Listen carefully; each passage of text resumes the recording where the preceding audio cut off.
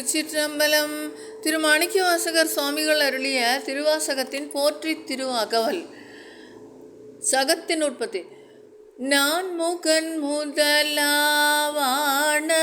தொழு எழ ஈரடியாலே மூவுலகு அளந்து நாள் திசை முனிவரும் ஐம்புலன் மலர போற்றிசை கதிர் மூடி திருநெடுமாலன்று